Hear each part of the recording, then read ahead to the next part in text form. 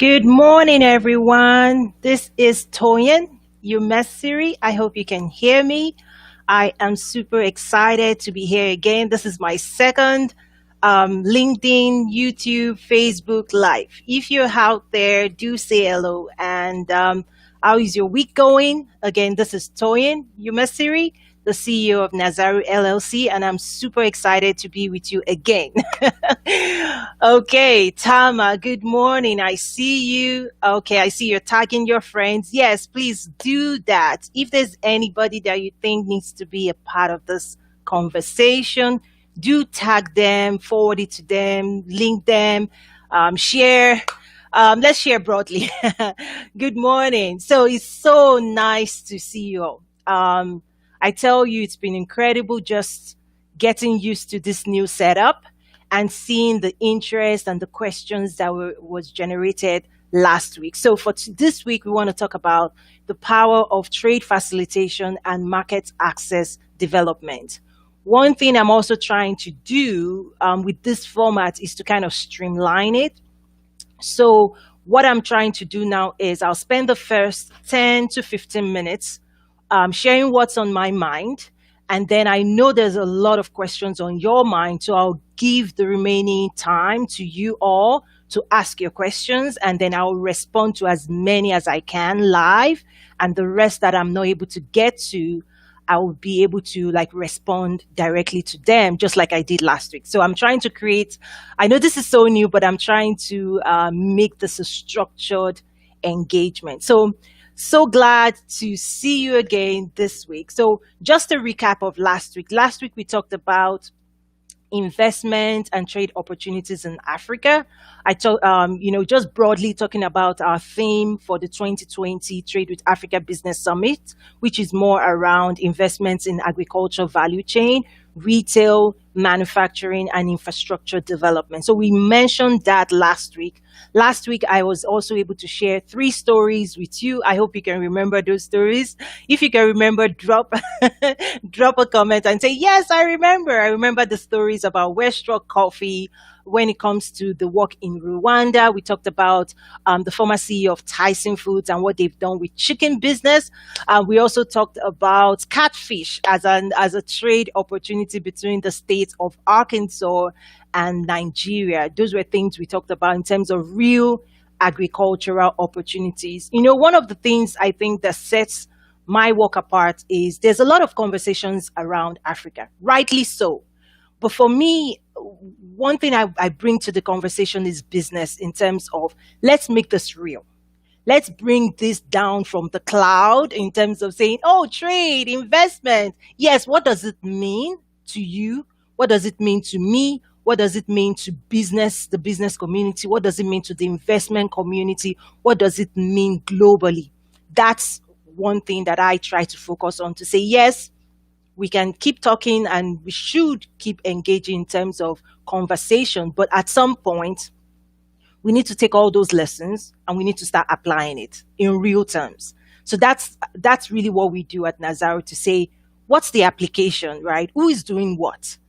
What are you doing? What are you up to? How can we support you and help you win globally? So that's one thing we try to do. And that's why today's topic is also extremely practical. It's around trade facilitation and market access. So let me say hello to a few people joining. I see you all. Good morning. I'll be scrolling down from time to time. So the direction I'm giving this morning is to say, I know you have some questions on your mind. You're going to drop it. Drop it in the comment box. Just type in what those questions are. Okay. So let me see, make sure. Exactly. I know it's quite early for those in California. But for me, I just want to get this done. I have an extremely busy day like you today. So it's so better for me personally to do this early and then get on with my day. But if there's different times that work better for you, I'm also open to exploring that. So one of the things I want to talk about in terms of trade facilitation is what I'm seeing. Everybody talks about excuse me, everybody talks about the opportunities. Oh, there's so much opportunity in Africa. Yes, there are opportunities in Africa. Yes, trade and investment. Yes, everybody says yes, yes, yes. But one thing I'm realizing is that not enough people have the skills, techniques, knowledge, understanding to actually make a difference in this space. Okay, let me explain what I mean. So, has anybody heard about the California gold rush? Long time ago, gold was discovered in California, and everybody moved in. Everybody was moving from East Coast to the West Coast. Like, I'm going to drill for gold. That was the main thing. Is like, go drill for gold.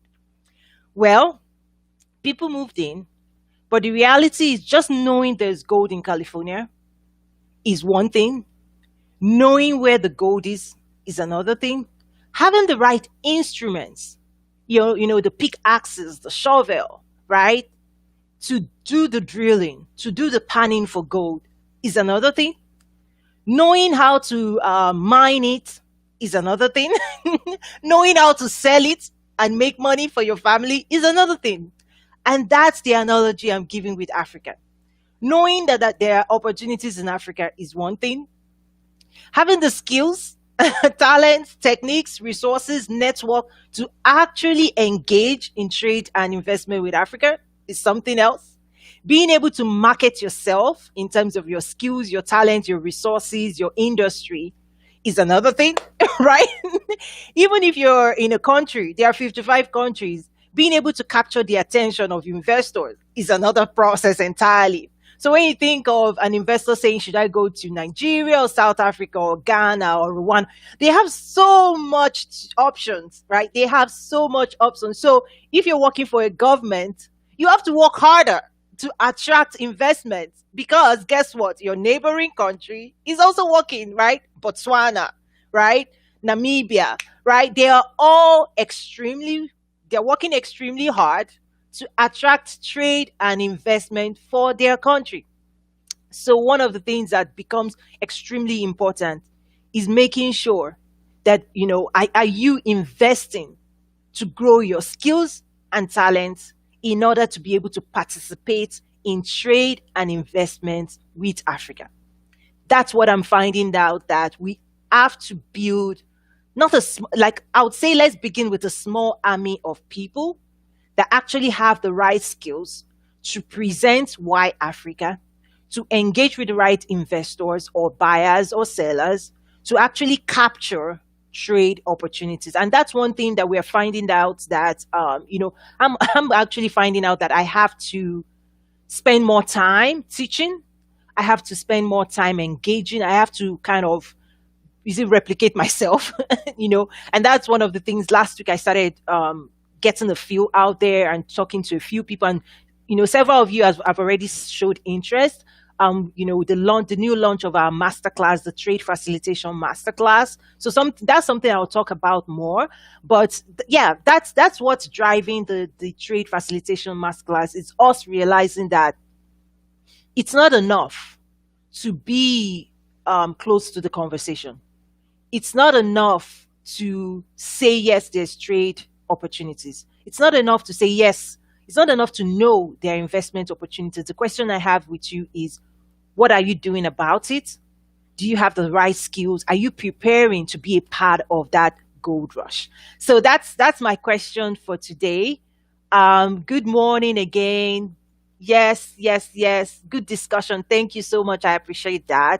I know it's quite early for a lot of people, and people will be joining over time. But like I said, I have like back-to-back meetings today. So I wanted to get this done quite early in the morning. That way I can catch up, and get on with the rest of my day. So yes, that's the power of trade facilitation. And so there are also different parts to trade facilitation, right? You could be facilitating movements of goods or services, or even facilitating investment into a region. Each of those requires different type of expertise. But one thing that I'll say that is common is that if you are responsible for facilitating trade, you've got to be probably the smartest person in the room. Yes. What I mean by that is both sides of the transaction, sometimes even three sides of the transaction. Sometimes they're speaking, they want the same, everybody wants the same thing, but they might be speaking different language. And if you're a trade facilitator, it's going to be up to you to connect the dots and to make it happen. Right. So when I say you need to be the smartest, what I mean is you definitely need to be more informed in terms of understanding what each side is looking for and be able to work that out. When it comes to goods movement, so if you're a trade facilitator in terms of cross-border transactions, the buyer, the seller, they are relying on you to help understand what are the tariff barriers, what are the non-tariff barriers, making sure the tactical execution of that trade and the movement of that goods, it's going to be on you, right? So all of a sudden you realize that, oh my goodness, it's not enough to talk about trade and investment. What are you doing to grow trade? What are you doing to be a part of it? So that's my question. I see more people are joining us. Good morning, good afternoon, good evening, everyone. Is it evening? Yeah, maybe afternoon, evening, depending on where you are. Yes, so I'm seeing people join. So when I look here, I'm actually looking at the chat box. I see you, Irina from Switzerland. Thank you so much. I see questions. Please, like I said at the beginning, is the format or the structure I want to try out today is one that I spend the first 10, 15 minutes to present the topic on my mind. And then the remaining time, I want to listen to what's on your mind. So if you have questions, just comment, drop a comment on your location and your question. And what I'll do is I'll go over those and respond live to as many as possible. And whatever is left that I'm not able to respond to live, just like last week, I'll go back and respond individually to those questions. Okay, I see you, Raymond. Thank you for joining. Excuse me. Thank you so much, everyone, for joining today. So we just talked about trade facilitation. The question is, what's your role going to be? Are you thinking of becoming a trade facilitator? Because we are launching, a new masterclass, because I'm finding out that as trade engagement, trade with Africa, just like our work is, drumming on and bringing people together and bringing investors together and bringing experts together and policymakers together, what we are finding is, oh, wow, the interest is growing. But guess what? We need to train as many people as possible to make sure that we're not just talking about trade. We're actually doing the tactical work that's in terms of closing those transactions. And it does take certain expertise to be able to work, cross-border or work with your partners or your clients and engage to actually increase transaction. So this is where the rubber meets the road. This is where you go from talking about trade to actually participating, engaging, and driving trade. That's the key. Like I said before, there's so many conversations happening. Just last week, I had the rare opportunity to actually speak briefly to speak to the African consul generals in America. So the consulates of African countries in America and the consul generals in charge of those offices. I had the opportunity, I was invited to speak briefly with them, and there were also diaspora leaders there. And what I would say is, you can tell Africa is on the move. You can tell that the policy leaders are like, whoa, COVID-19, how do we recover from COVID-19? What's the next step? How do we engage? We all need to come together. We all need to partner. We need to listen more to people and say, what are you working on? How is what you're working on good for us? How can we partner? How can we collaborate? That was the energy. And I'm sure Tama, you could also testify, because Tama was also part of that. That's the energy that I see that is, growing and increasing. It's that momentum. The momentum is building. But guess what? If you build momentum and you don't have the skills to mine, just like I talked about the California gold rush, then it fizzles out. So that's why we're talking about trade facilitation growing people, training people to be trade facilitators. That's something we are now going after really fast, because I'm finding that, wow, a lot of people are following this work, a lot of people are listening, but I'm asking myself, what are they like? How do they fit in? Like, what are you doing? Like, I want to hear, like, what are you doing? What's your job? What's your role? What are you doing? What are the challenges you're facing? What's keeping you away from driving trade? What's the old back? Is it the network? Is it the knowledge? Is it the resources? Like, because I feel sometimes that people are like, yes, I know there's trade. Yes, I know there's opportunities, but I don't know the next step. How do we get that wheel turning? How do we crank that wheel and say, yes, yes, trade with Africa. Yes, I'm involved, I'm engaged, I know what I need to do. And that's one of the other reasons we've also established our community, which is right here, the Nazaru trade communities, because I know this is a journey of a lifetime. In order for you to be successful, you've got to stay alert. You've got to understand what other people are doing, because you cannot work in isolation. In fact, to be a successful trade facilitator, you need to be able to understand how to communicate, how to engage, how to understand the latest information out there, whether it's the African Continental Free Trade Agreement. What does it mean? How do you use it? Whether it's the African Growth and Opportunity Act. What does it mean? How do you use it? Like, a trade facilitator has to be on top of his or her game. Okay? So that's one thing on my mind. The second thing is about market access.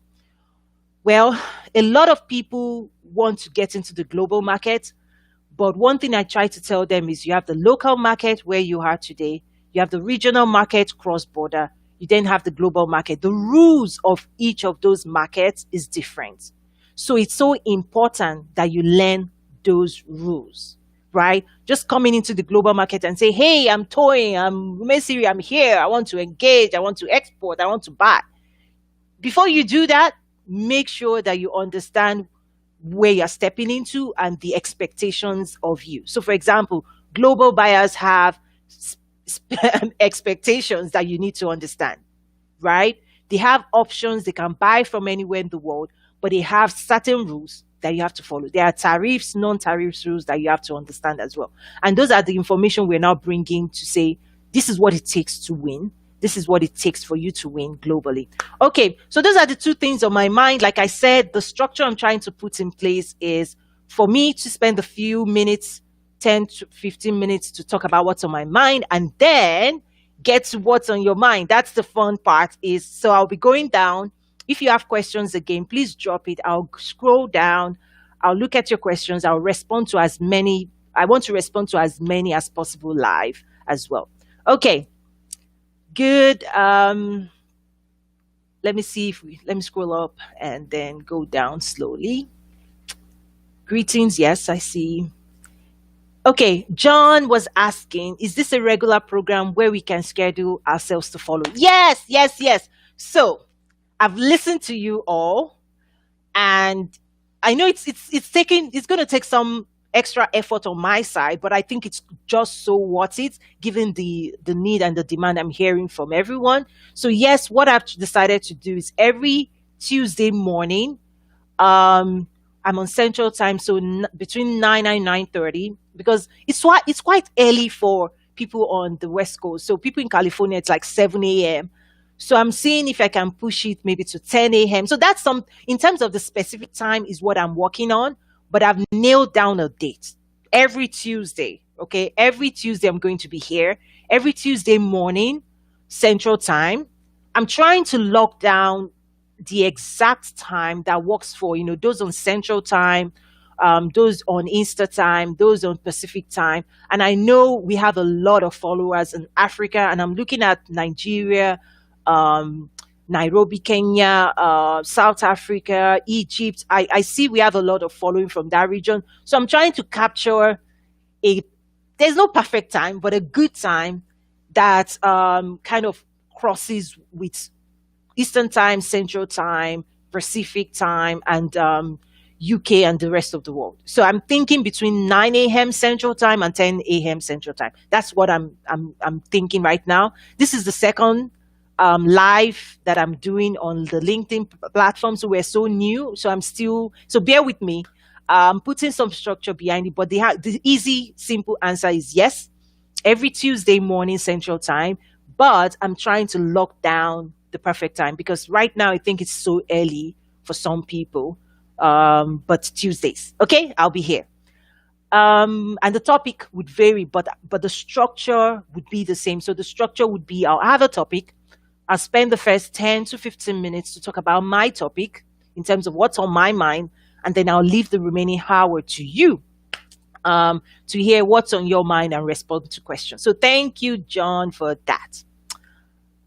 Okay, Raymond, you said you're listening. Thank you so much. Okay, Irina said you're tapping on all the right points. Oh, I appreciate that. I'll be honest with you. The last couple of years, 3, 4, 5 years, I've have gone deep into this conversation, to this topic. I've had so many conversations with stakeholders I've been involved in. People have pulled me into so many things that it's just, you can't make the stories up. You can't.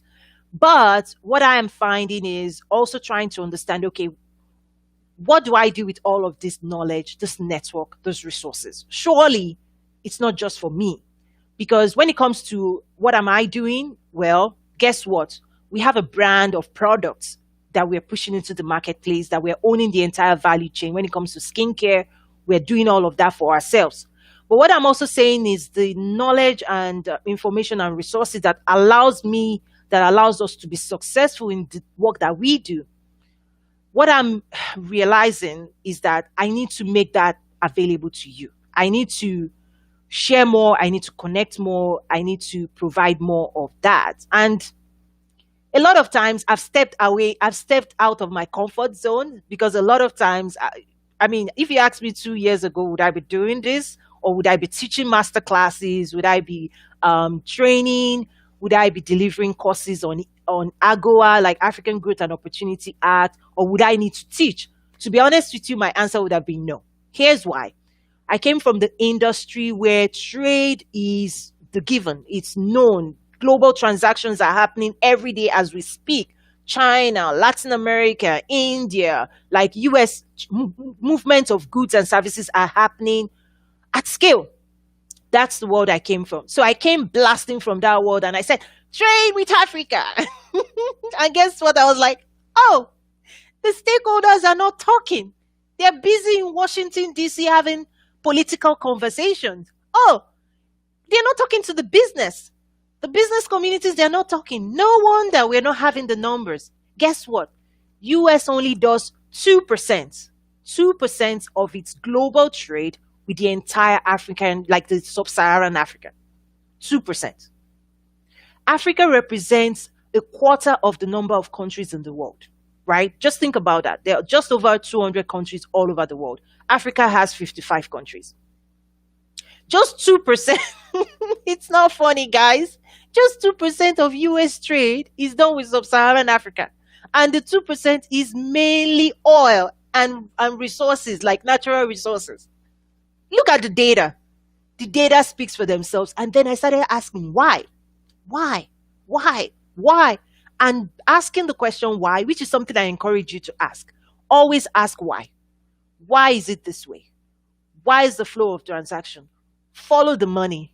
What's the oil money? So for example, one thing that you should look at if you're from the continent is oil resource money is a government transaction. The government is the one that gets paid. So if you drill oil, the government gets paid, and it's like a funnel. The money goes to the government, and then people are picking that money, and it comes, and maybe a drop falls in your lap in terms of the main people on the street.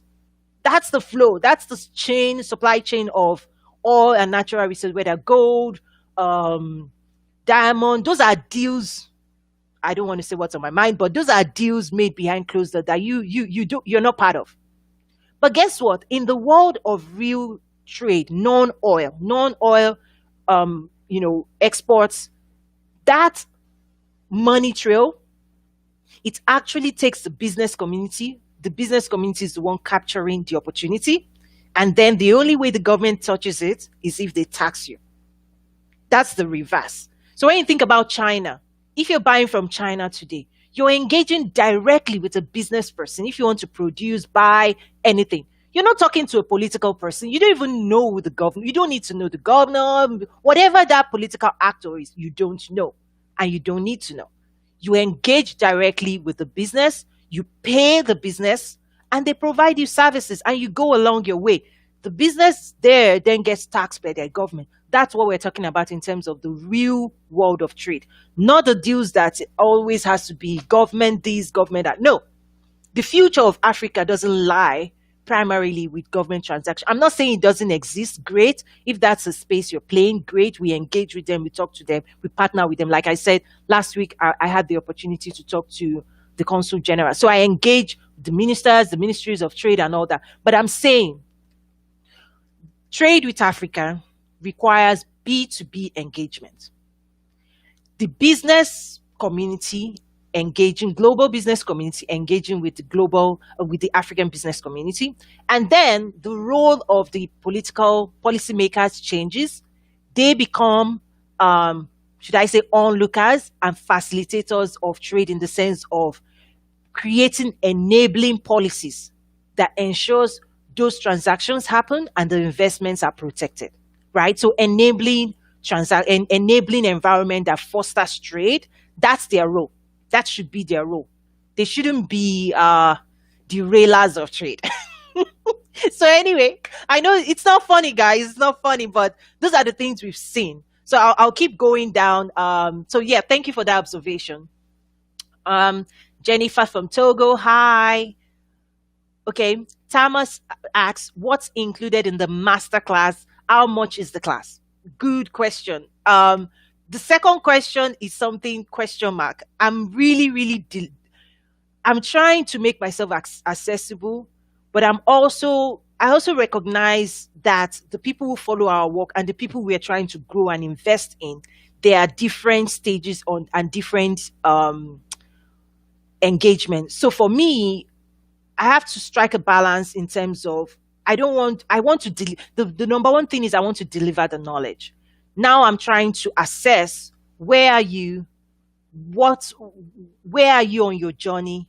Is this something that your company, could we work with your company to make sure that this is a developmental training for you that also helps you do your job better? So in terms of pricing, that's something we're working on now. But I want to hear, the ideas you guys have, because if I were in the US and only serving clients in the US, it's quite easy.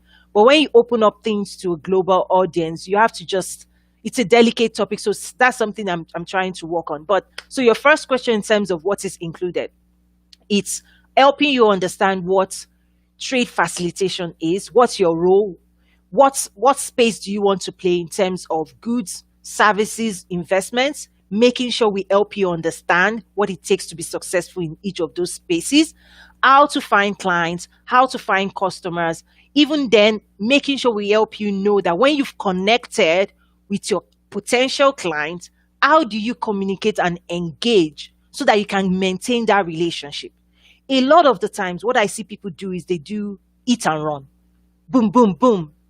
I'm out of this place. That's not going to work on the global market. Funny enough, the community, global sounds big, but the community that actually does global transaction is relatively small. So don't be careful your reputation. You want to, know your brand, want people to know what you're able to deliver. So we also want to help you design your services. Like, what are you doing? Like, are you an international lawyer? What services are you going to be bringing, and how do you plug into that conversation? So for me, that's how I'm designing this in terms of practicality. Like, so even for us, you have to apply before we would even consider you for this masterclass. So it's not a masterclass that just anybody can walk in, because if this is not for you, if you're not committed to growing trade with Africa, maybe this is not the right thing for you. So for us, you actually have to help us understand what it is you're doing, what it is you're trying to do. Are you trying to participate? Are you already? Because there are a lot of people that today, their day's job, they're probably working at a desk right now, and their day's job says export promotion or trade and investment. But to be honest with you, they've not been trained. They don't have the right skill set to even do their job successfully. So what happens is they make introductions and then that's it. And they're like, oh, we're here growing trade and investment. But where's the number? What are your KPIs? What did you do last week? So those are the practical things we're bringing to this masterclass as well. And then we open it to a lot of discussions back and forth because I also want to help you build your service offerings as well. And it's a diverse, broad community, if I can say that.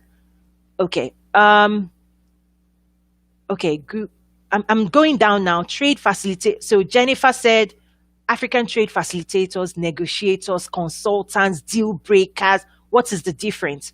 Well, first of all, trade facilitator is a broad term. In the past, it's used for something very, very tactical in terms of movement of goods and services. So, for example, let's say you work with a buyer and the buyer negotiates, okay, over the next 5 years, we're going to supply XYZ. The trade facilitator in that world is actually the one that will make sure they understand the tariff. Because if you're coming into the US or if you're going to another country, cross-border transaction, you're actually the one to monitor and make sure those goods get delivered. You're going to monitor those transactions because things can go wrong.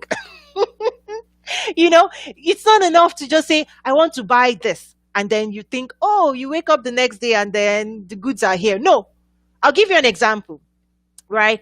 When we talk about the African Growth and Opportunity Act, it's sat on the books. It's a US policy that allows you to import about 6,000 to 7,000 goods from Africa into the US free of duty, zero tariff.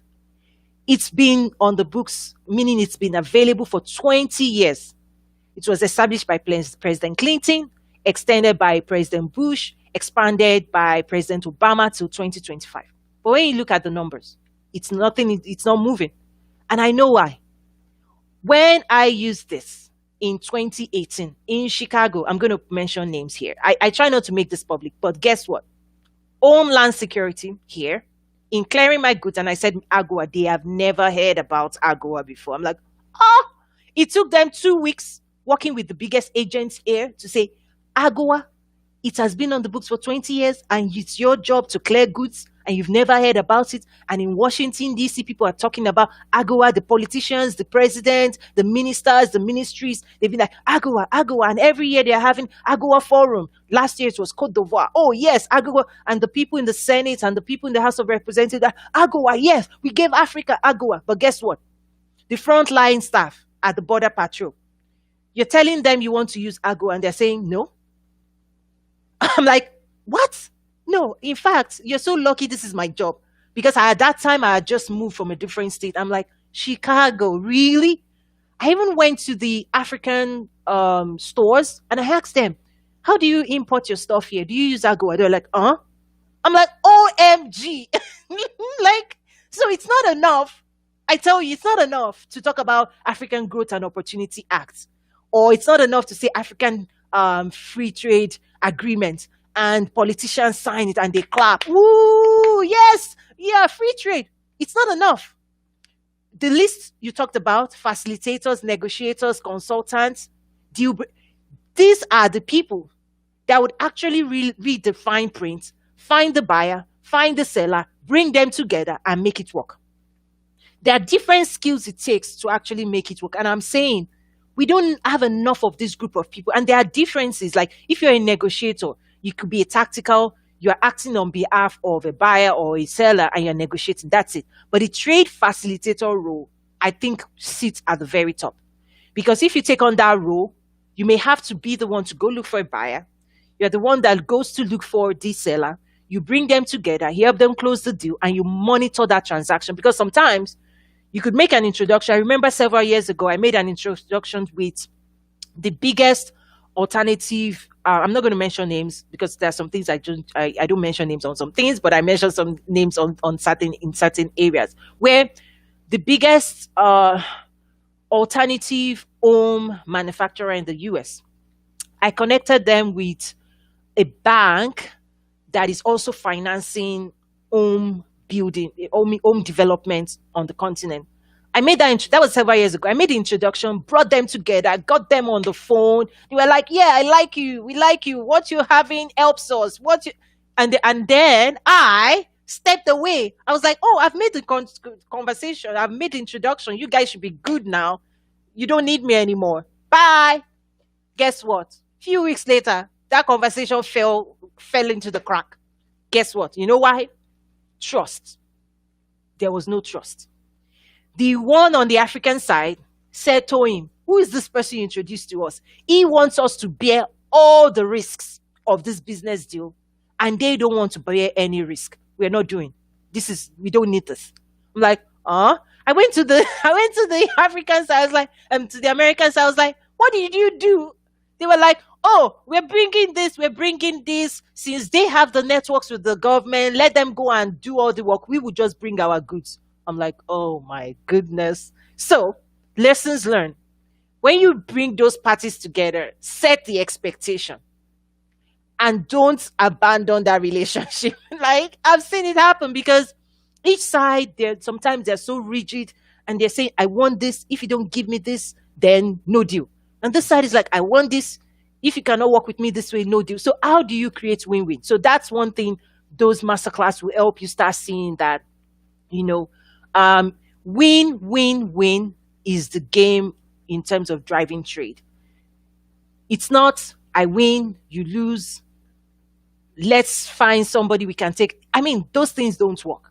Everybody has to win because if you don't play and help people win, then they just move on and work with somebody else. So yeah, I need to quickly move.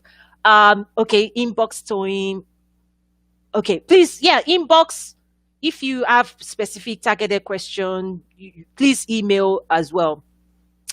And then talked about Jennifer is asking, is there any African roadshow under the Continental Free Trade in place? Yes, I would say yes. It's actually even bigger than a roadshow, and I actually serve as intra-African Trade Fair ambassador by appointment of the African Export-Import Bank and the African Union. So the African Export-Import Bank, it's a Pan-African bank. It's actually majority owned by I think 40 something African countries, and African Union is the governing body for the continent. So one thing they've worked together.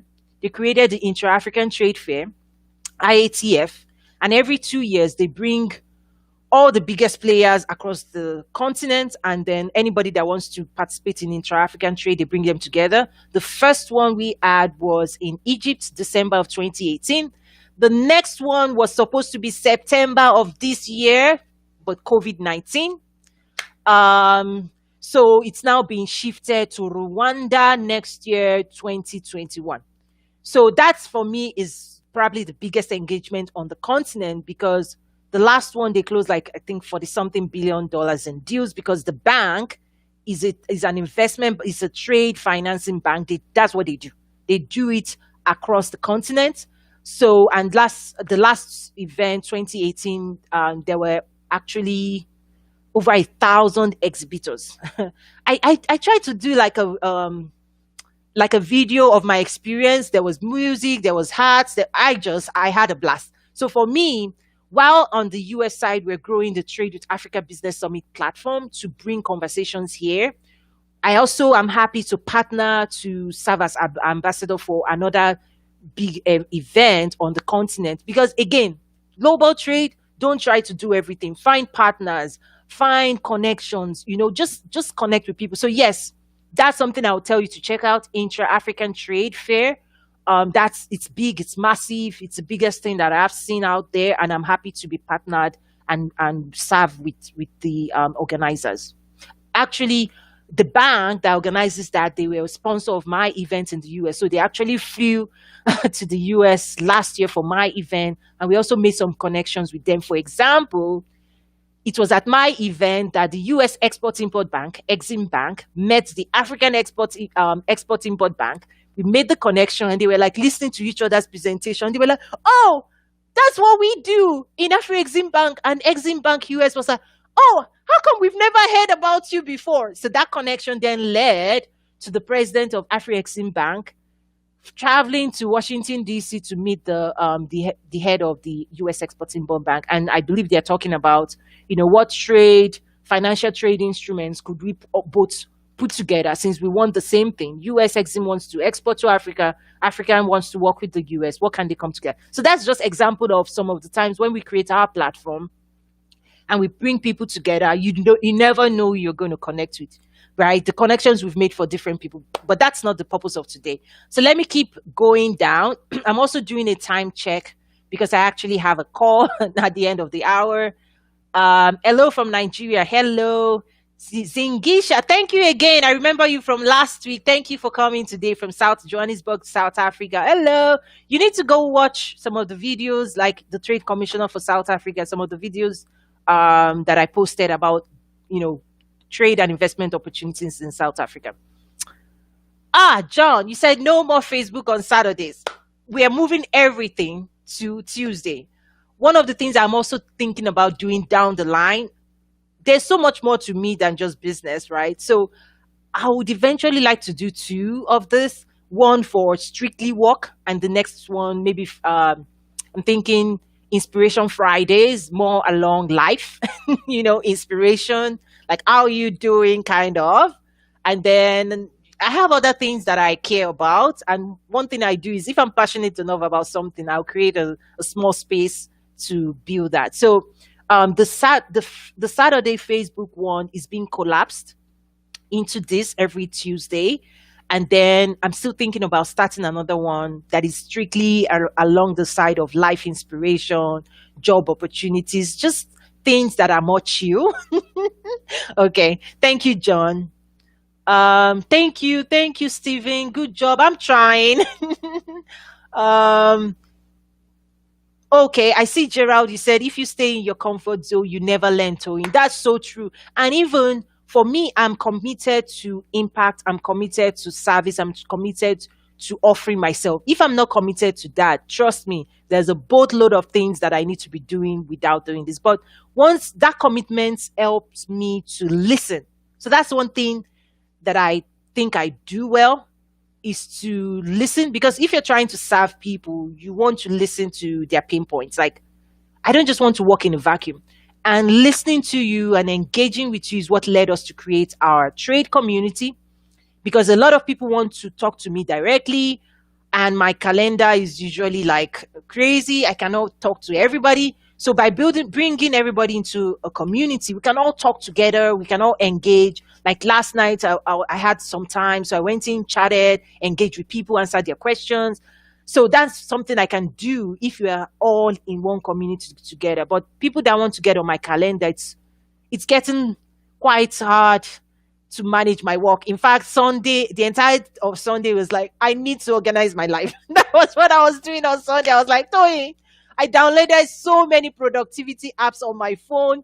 I have this amazing phone. I'm not selling, but this is my world. I have a dual screen. It helps me to to do. So this is my mobile office. So I'm able to do multiple things with it's an LG phone. If you want to know more about it, fine. But this is my mobile office. So productivity is something that I'm crazy about. Like Sunday, I was like, okay, what other app is there? How do I organize my life? What are my to-dos? What is this? Who am I talking to? How do I create pipeline, client pipeline, all of those things? So um listening to you all, I want to be there for you. I really do. Like, I hope everybody's hearing that. That's why we even designed the masterclass to say, hey, a lot of people reach out to me, but I'm realizing the first thing we even have to do is make sure if you're coming to our platform, if you're coming to our community, if I'm bringing you in touch with potential investors or people that want to invest, I hope you're saying the right thing. Because you only have one chance. You can say, hey, I offer these skills, but you better say it the right way. And when you make that introduction and they show interest to you, you better have the right skills to pan for gold. And I need to write an article on California Gold Rush. For those who joined us early, I told the story about, you can go to California during those times for gold rush. But if you don't have the right shovel, pickaxe, yeah, you can see it. You can say there's trade with Africa opportunities, but if you don't have the right skills to engage, to be in the room, to partner to provide visibility to your work, to your product. It ain't happening. Okay. Okay. Gerald said, America keeps promising to invest but never commit. Oh, that's not true.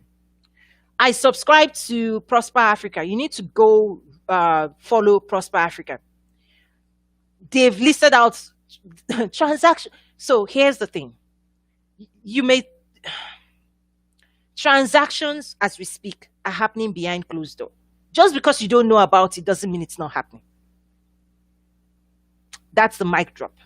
Just because you've not seen it on the news headline. I tell people, don't wait for the media in America or the world to tell you trade with Africa before you realize the opportunities are there.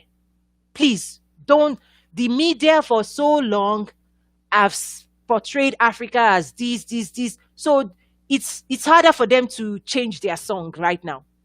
It will take humility on their side to say, hey, we were wrong. Hey, we only showed you one side of Africa. Hey, sorry, we need to now start covering business transactions and the stock market and and the banks and everything. We need to start covering that. Don't wait for that. I am not waiting for that. 5 years, 10 years from now, when we have done all the work, they might say, oh, yes, BBC, they might start covering, yes, transaction, but don't wait for that. So Prosper Africa on the US side, they are closing deals. They are competing with China. There's so much going on. You don't even want to, just because you don't see it on the news doesn't mean it's not happening. So unfortunately, I that's not true, because I have real information that says that's not true. Okay. Oh, wow. I have 6 minutes more to go because, again, I have another meeting. So I'm going to run through some questions again. Bukola said it's surprising Africa does 2% while Nigeria comes while Nigeria consumes a lot of US product. Well, I would say always back your statements with real data. Nigeria loves Western products. Yes, there's a trade deficit. Nigeria has that. They need to grow their local market, yes. But the data I was talking about is when you're in the US and you look at the trade US does with the rest of the world, sub-Saharan Africa only accounts for about 2%. That's a number that we are saying needs to go up because the continent represents a quarter of the number of countries in the world. 55 countries or just over 200 countries. Come on, there's room to grow. Okay? And we're saying it's not enough to talk about it. What are you going to do about it? And what role are you going to play in driving trade with Africa? Okay, Tama said, what if you don't have a business but want to start a business of trade facilitation? Exactly. The act of trade facilitation itself is a business, meaning you know enough about the continent. You have in order for you to be successful, you have to have the knowledge in terms of what the opportunities are.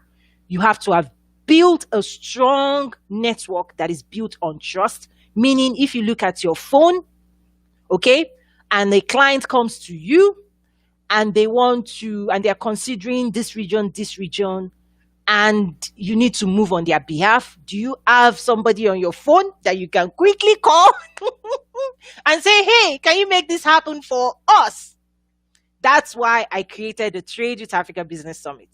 I hope people realize a lot of my network, I've brought it to you all. For those who come to my events, when I say Trade with Africa and I do all these events, I'm not an event planner for crying. I'm not, but I'm a strategist, and I'm saying, for you to be a successful trade facilitator, you've got to grow a strong network, not just grow a loose network. No. So, for example, if somebody is looking for this, and we've done that before, we make an introduction with the president of a bank. It depends on what level you want to operate. But I'm saying what we're seeing as the opportunity, you've got to grow your knowledge, you've got to grow your network, you've got to grow your skills. If you don't have that, you cannot offer it. Because again, if you're in the room, you have to be smarter than the buyer and seller because you have to connect them together. I'm saying smart in terms of the knowledge you have, because that's the value. That's what they're going to pay you for, right? To help them accomplish their goals. Okay, I'm down to 3 minutes. I really apologize. I set up a call back to back. So going forward, I'll try to clear my Tuesday calendar so I can give more room to this conversation. Okay, Jennifer said, do you facilitate trade within African countries or trade with the US? Both. In terms of, I play a role when it comes to growing intra-African trade. So within the continent, I also play a role because I'm here in the US of US investors, trying to learn more about Africa through our Trade with Africa platform. We actually bring them together and engage. Thank you. You said spot on regarding AGOA. Yes, 20 years you've had it's probably one of the best opportunities to say you can bring in the price you bought something for on the continent. You can bring it into the US. They're not going to charge you 15, 20, 25, 30%. When you hear about the US-China trade war, Africa is sitting in the middle, and they have this runway of zero tariff, and they're not using it. And I'm saying why? Again, start asking why. Why are you not using it? Why? Okay? Let's not assume anything. Adebayo said, is it the same AGOA that is being run by the US Embassy Commercial Services in Nigeria? I need clarification, please. Yes. African Growth and Opportunity Act, aka AGOA, allows countries that are in good standing, right, exporters in those countries to export a list, 6,000 to 7,000. There's a list. So when you think about poultry, chicken, meat, goat meat, skin, like textile, there's a long list of products that is on that list. It allows you to ship them without quota or tariff. You can bring as many containers as you want into the US with zero tariff. That's what it states. But what we're finding is, one, the people that should be using it do not know about it. The buyers that should be buying about it, so for example, my background is working with the biggest buyers in the world. And they don't know. Well, these are the things let me keep zip on. But guess what? The buyers don't know about it. The sellers don't know how to use it. The border patrol, when you bring it in, because you can keep bringing things in to the US, okay? Yes, you are importing, but you are paying 15%, 20%, depending on what. But it's like if you know your rights, you're going to raise your hand and say, no, I'm importing this in with AGOA. And they're going to say, what is AGOA? Then you have to educate them, which is what we have had to do. Okay. Oniniwu said, wow, I hope it's not too late to use it or to log it. Yeah. So, okay, my time is up for today. I don't want to keep the next person on late. I'm going to keep responding to these questions. So after my next meeting, I'm going to come back here and I'm going to start answering all the questions. But to wrap this up, trade facilitation and market entry requires you, right, to have certain skill set to be able to be part of this thing we're talking about, right? Africa is not going anywhere. We are at the very beginning of something massive, incredible. 1980, China was, here, right? 30, 40 years later, they are here. But in order to close that gap, the transactions that had to happen, there were trade facilitators, negotiations, trade, investment. What I'm saying is we need to build a small army of people with the right skill set. I feel I need to replicate myself as much as possible. Again, it's stepping out of my comfort zone. But what I've launched now is the Trade Facilitator Masterclass. I'll share the link. You actually have to apply to be in that class because it's not for everybody. So you actually have to you have to tell us what you're doing, what you're hoping to do, and then we take it from there. So I'll be sharing the link to the masterclass shortly within the hour.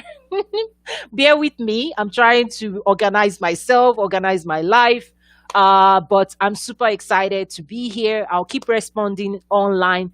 You have our email, you have our community. Join, connect with other people. There's amazing stuff happening in this community that is not even public. You're going to meet amazing people from all over the world. But one thing I also want to do is people on the platform, I really want to train you. So how you're presenting yourself helps you become more successful.